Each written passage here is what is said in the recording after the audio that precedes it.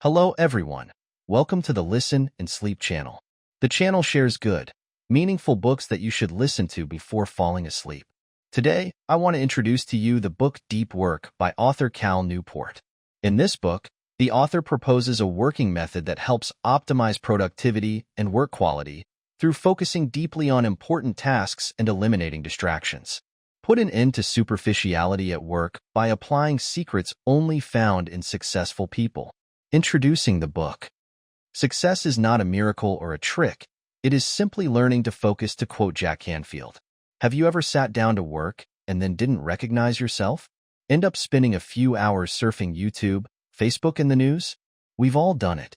It seems like there are so many things vying for our attention these days that it's difficult to even get into a state of mind that helps us get our best work done. In Work, Play, and Play, author Cal Newport emphasizes the growing focus on the topic of deep work. Learning how to do deep work, the ability to focus on a difficult task without distraction, is key to producing better results in less time. Newport does not offer empty, theoretical, or dogmatic advice. He suggests that we should learn to get used to superficiality and give up social media tools like Facebook, Instagram, etc. Even if you don't want to do that, his argument is still worth it. Read. If you've ever spent a day at work distracted by a constant stream of emails and notifications and wondered what you did all day, this is the book for you. Sincerely introduce to you this extremely useful book. Loyamo. The village of Bollingen in the canton of St. Gallen, Switzerland, located near the northern shore of the lake, Zurich. In 1922, psychiatrist Carl Jung chose this location to build the place where he would retreat. He started with a house with two main floors that he called the Tower. After returning from India, where he found every house had a room for meditation, he expanded the property to include a private office. Commenting on that space, Jung said, "In that room, I can be myself. I always carry my room key with me, and no one can enter without my permission." In the book Daily Rituals, through various sources from Jung, journalist Mason Curry classified to simulate the work habits of a neuroscientist at the Tower. Curry recorded that Jung would wake up at 7 a.m. and, after enjoying a hearty breakfast, would spend 2 hours writing in his private office. In the afternoon, he often meditates or spends time walking in the surrounding suburbs. The Tower has no electricity, so when night falls, the main source of light is an oil lamp and the heat mainly comes from the fireplace. Jung will start resting and then go to bed at 10 p.m. He said, "From the beginning, I had a strong feeling of being able to rest and regain my energy for work while in this tower." While it is tempting to think of Bollingen Tower as a holiday home, if we place it in the context of Jung's career at this time, it is clear that the lakeside retreat was not about escape. Job. In 1922, when this house was built, Jung did not have enough money to go anywhere to rest. Just a year earlier, he had published Psychological Types, a book that solidified the long-standing distinction between Jung's thinking and the ideas of his friend, and also was his teacher, Sigmund Freud. Refuting Freud in the 1920s was a daring act. To support his book, Jung needed to be astute and produce a series of intelligent articles and books that established and further consolidated analytical psychology, the school of thought as it was called. His new idea, lectures and consultations, kept Jung busy in Zurich, of course. But he was not satisfied with this solitary busyness. He wanted to change people's understanding of the unconscious, and this goal required him to think deeper and more carefully. He retired to Bollingen not to escape professional life, but to move forward. Carl Jung went on to become one of the most influential thinkers of the 20th century. Of course, there are many reasons for that success. In this book, however, I am only interested in his commitment to the key skills that contributed to his achievements. Deep work. Professional activities are performed in a state of concentration, without distractions, to push cognitive abilities to the limit. These efforts create new value, improve skills, and are difficult to copy. Deep work is essential to wringing every last drop of value from your current mental capacity. For decades now, through research in psychology and neuroscience, we have known that the mental stress that accompanies deep work is also necessary to improve performance. In other words, deep work was precisely the key effort to gain a foothold in a cognitive field like psychiatry in the early 20th century. The term deep work was invented by me and was never used by Carl Jung, but his moves during this period are still implicitly understood by many people in that sense. Jung built a stone tower in the forest to promote deep professional work, a task that required time, energy, and money. It brought him to further goals. As Mason Curry wrote, Jung's frequent retreats to Bollingen reduced the time he devoted to clinical work. Even though many patients were counting on him, Jung did not hesitate to give up his time. Deep work is extremely important to his goal of changing the world. In fact, if you study the lives of other influential people from the past, you will find that they all have deep work in common. For example, the 16th century theorist Michel de Montaigne worked in a private library he built in the South Tower, surrounded by the stone walls of the French castle, while Mark Twain also wrote much of the adventures of Tom Sawyer in a barn at Quarry Farm, New York. Twain was so passionate about writing books that he isolated himself, and his family had to blow the horn to call him home when it was time for dinner. Historically, let's consider the case of screenwriter and director Woody Allen. During 44 years, from 1969 to 2013, Woody Allen wrote and directed 44 films, receiving 23 nominations for Oscars, a rate that reflects admirable artistic productivity. During this time, Allen never owned a computer. Instead of typing all of his work and to avoid electronic distractions, he used a German-made Olympia SM3 manual typewriter. There is also Peter Higgs, a theoretical physicist, who also refused computers and worked by disconnecting all connections so that the press could not find him after learning he won the Nobel Prize. In contrast, although J.K. Rowling still used computers, she stayed away from social media during the time she wrote the Harry Potter novels, even though at this stage, technology was emerging and very popular. In the media, Rowling's staff finally set up a Twitter account in her name in the fall of 2009, while she was writing The Casual Vacancy, and for the first year and a half, the only tweet she posted was "This is really me, but I'm afraid you won't hear anything from me, because pen and paper are my priority right now." Of course, deep working is by no means limited by history or technology. Bill Gates, the chief executive officer, CEO, of Microsoft, conducted a reflection week twice a year, and during this time he would isolate himself, usually in a lake house, do nothing but read and think about big ideas. During the week of thinking in 1995, Gates wrote the memo, Internet Tidal Wave. It was this famous memo that directed Microsoft's attention to an upstart company called Netscape Communications. Neil Stephenson is a famous Cyberpunk 2 author who has helped shape our popular conception of the Internet age. With his eccentric and skeptical nature, it is almost impossible for people to reach him electronically. His website does not provide an email address but does feature an article explaining why he intentionally avoids using social media. He once explained this shortcoming. If I organized my life to have continuous, uninterrupted periods of time, I could write more novels. What if instead I'm frequently interrupted? Instead of a novel that will last, there's a series of emails that I have to send to everyone one by one. A branch of science fiction that specializes in writing about advanced technology such as artificial intelligence, robots, telecommunications networks, and how they cause the world order to be overturned or society to become unstable, should decline and become corrupted. The prevalence of deep work among influential individuals is important to emphasize because it contrasts with the work attitudes of the majority of modern knowledge workers, a group who have soon forgotten the value of deep work. Of this, the reason given is very convincing, due to network tools. This is a large collection, including communication services such as email and SMS, social media such as Twitter and Facebook, and entertainment information sites such as BuzzFeed and Reddit. Overall, the rise of these tools, combined with the ability to access them everywhere through smartphones and network computers, has distracted the attention of most knowledge workers. A 2012 McKinsey study found that the average knowledge worker is spending more than 60% of their workweek communicating electronically and searching the internet, with nearly 30% of their time spent reading and writing. Reply to emails. This state of fragmentation and focus cannot accommodate intensive work that requires continuous thinking over long periods of time. However, modern intellectual workers are not necessarily wasting their time. In fact, they also find themselves busier than ever. So what is the satisfactory explanation for this discrepancy? We can explain this with another type of effort that contradicts the idea of deep work: superficial work. Work that does not require too much cognition, is in the form of logistical work and is often done while distracted.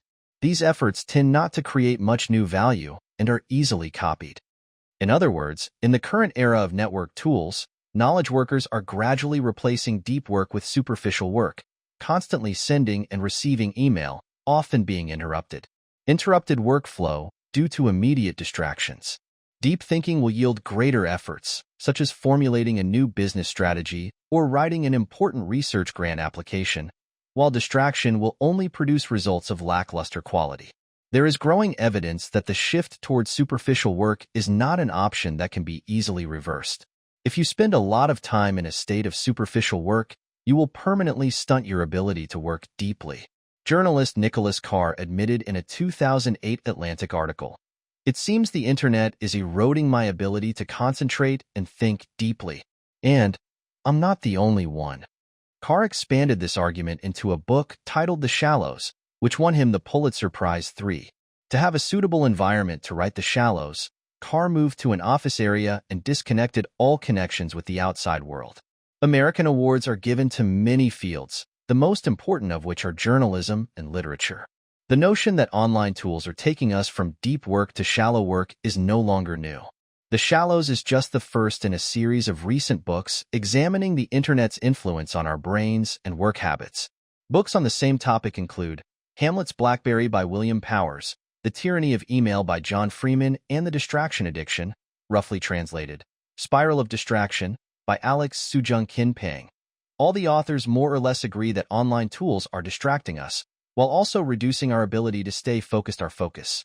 In light of the clear evidence above, I will not spend much time trying to establish this argument. I hope we can assess that network tools are negatively impacting deep work. I would also avoid any harsh arguments about the long-term consequences of this change for society, as such arguments tend to open up irreconcilable disagreements.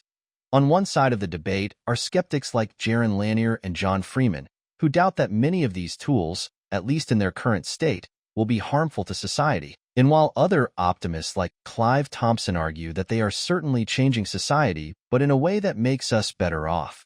For example, Google may reduce our memory, but we no longer need to remember so much because we can now search for anything we need to know. I take no side in this philosophical debate. Instead, I'm interested in an article of more personal and pragmatic interest. The work culture's shift towards superficiality, whether you think it's philosophically good or bad, is creating opportunities personal economics for those who see the potential in going against the grain and prioritizing deep work. An opportunity recognized not long ago by young consultant Jason Bin from Virginia Long. There are many ways to realize we have no value in the economy. Jason Bin understood the problem not long after taking on a job as a financial consultant. Most of his job responsibilities can be automated with a patched-together Excel command. The company hired Bin to prepare reports for banks involved in complex transactions. Bin joked in one of our interviews, "It's as exciting as it sounds." The reporting process requires many hours of manual work with data in a series of spreadsheets. Excel. When he first arrived, it took him 6 hours to complete each report for this period. The company's most productive veterans could complete this task in 3 hours. To Bin, this didn't look too good. "The way I was told, the process seemed cumbersome and manual," Bin recalls. He learned that Excel has a feature called Macro4 that allows users to automate common tasks. Bin read articles on the subject and quickly put together a new sheet, hooked up to a series of macros that could take 6 hours of manual data processing and replace it with just one click. Mouse. The process of writing a report that initially took him a day's work now takes less than an hour. A single command in a programming language that results in a series of commands in a computer language. Bin is a smart guy, graduated from an elite school, University of Virginia, with a degree in economics, and like many people in the same situation, he also has ambitions for his career. It didn't take him long to realize that these ambitions were likely to be stymied as long as his main technical skills could be handled by an Excel macro. Therefore, he decided to increase his value to the world. After a period of research, Bin came to the conclusion he will inform his family about quitting his current job and becoming a computer programmer. Although excited about that big plan, Bin encountered another barrier. He didn't know how to code. As a computer scientist, I can say one thing for sure: computer programming is hard work. Most new programmers spend 4 years studying in college to hone their basic knowledge before starting work. Even then, competition for the best spots is fierce. Jason Ben has never gone through this stage. After experiences that helped him understand Excel better, he quit his job at a financial company and moved home to prepare for his next step. His parents were happy that he had plans, but they were not pleased to learn that this time he would return home for a long time. Ben needed to learn a hard skill and learn it quickly. It was at home that Ben delved into a problem that many knowledge workers face on their way to an increasingly explosive career trajectory. Learning something as complex as computer programming requires intense concentration. The kind of concentration that led Carl Jung to enter the woods surrounding Lake Zurich. In other words, this task is an action state of deep work. However, most knowledge workers, as I stated in the introduction, have lost this ability. And Ben is no exception. When describing himself during the period leading up to his decision to quit his finance job, Ben observed, "I was compelled to go on the internet and check my email constantly.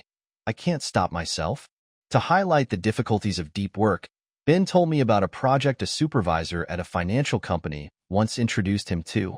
"They wanted me to create a business plan," he explains. Ben didn't know how to create a business plan, so he decided he would read 5 existing plans, compare, and contrast them to understand what needed to be done. This was a good idea, but Ben had a problem. "I couldn't concentrate." He admitted that during that time, there were days when he spent almost every minute, 98% of my time, surfing the web. The idea of creating a business plan, an opportunity to assert yourself in your career, was pushed aside. It wasn't until he gave up that Ben became fully aware of the difficulties of deep work.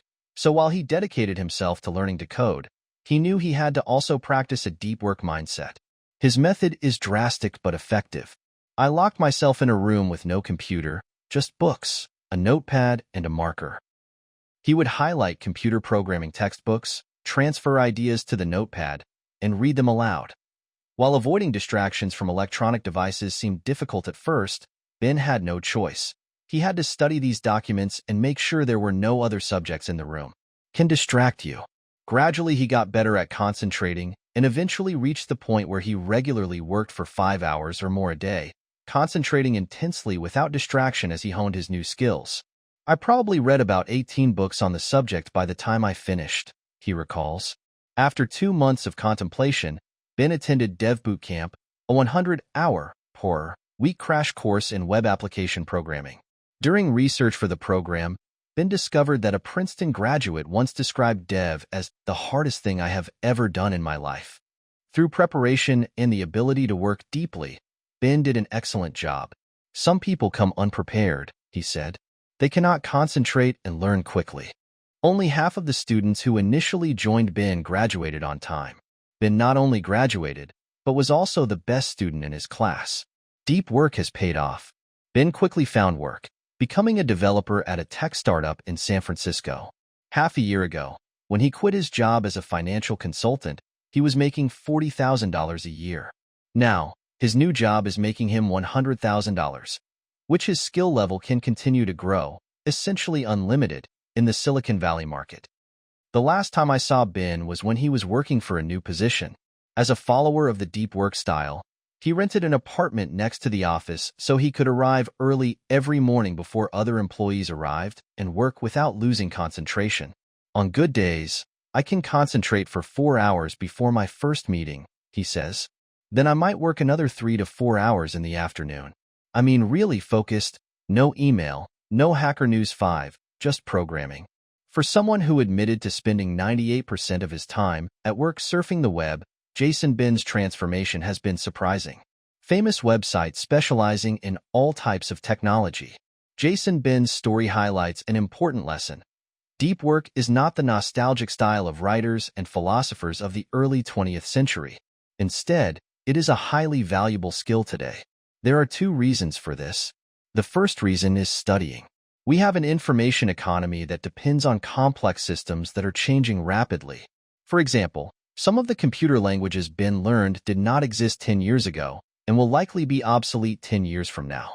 Likewise, someone about to enter the marketing field in the 1990s would not know that today they need to master digital analytics skills. Therefore, to maintain value in the economy, you must master the art of learning complex things quickly. This task requires deep work. If you don't practice this ability, you may be left behind by technological advances. The second reason is because the impact of the digital revolution has greatly reduced the requirement for resources. If you can create some useful value, the audience, e.g., employers or customers, is essentially limitless, which will reward you handsomely. On the other hand, if what you're creating is mediocre, you'll be in trouble, as your audience will easily reach out to find better online alternatives. Whether you're a programmer, writer, marketer, consultant, or entrepreneur, you're in the same position as Jung trying to overcome Freud, or Jason Bin trying to create his own.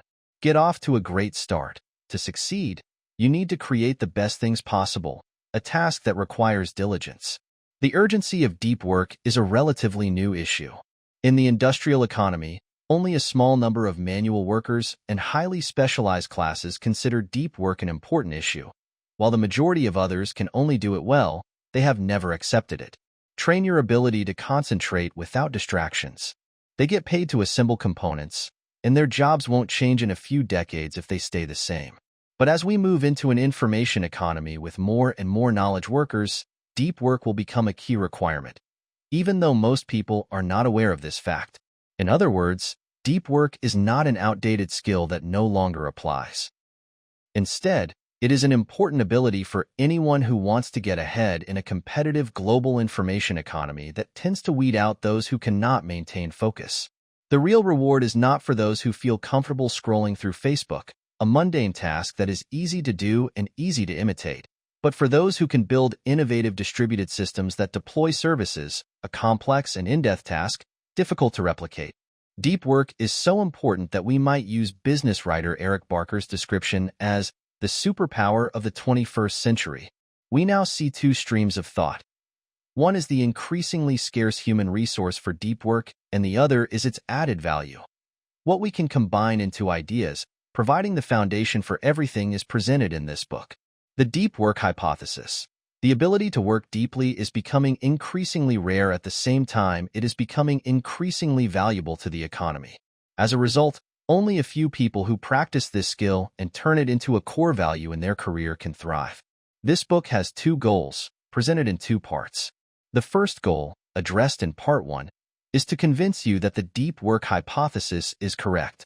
The second goal, addressed in Part 2, shows you how to take advantage of this truth by training your brain and turning the habit of deep work into a skill.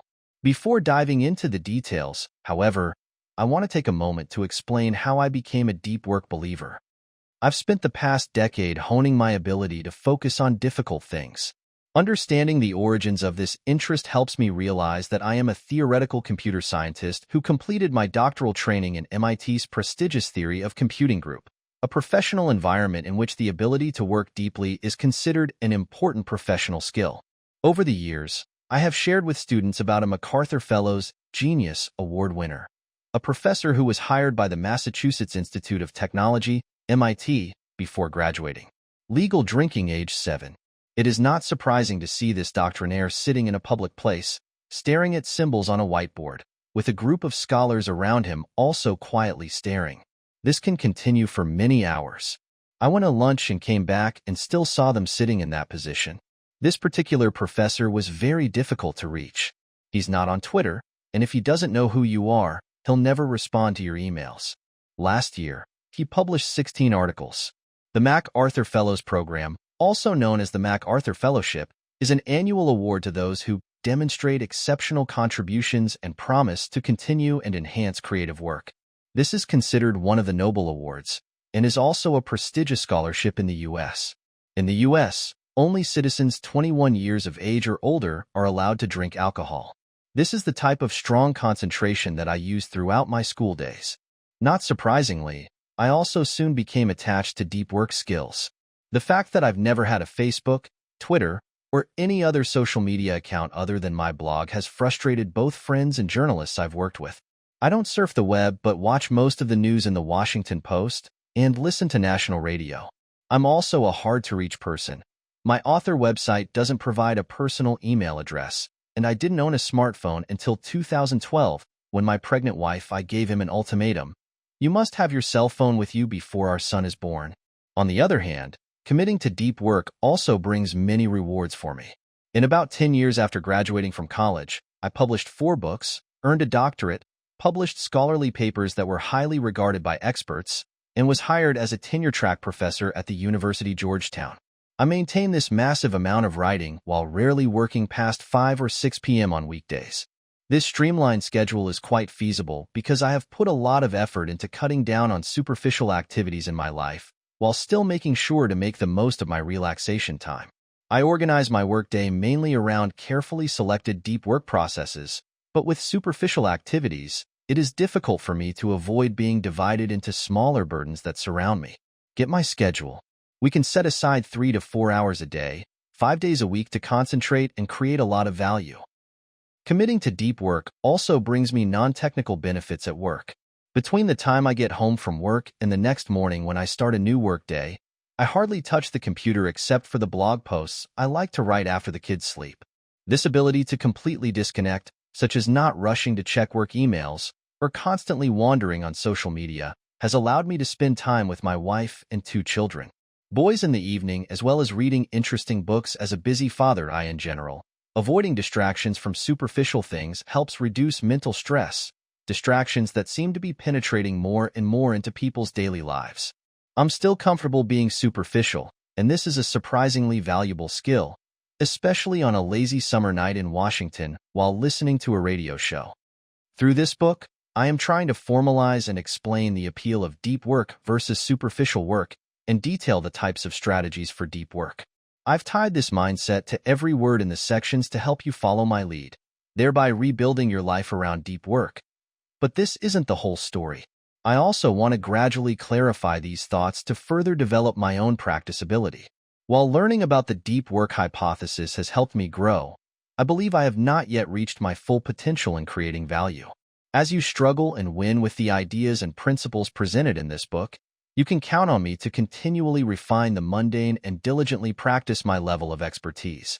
His depth. You'll learn how to do this in the book's conclusion.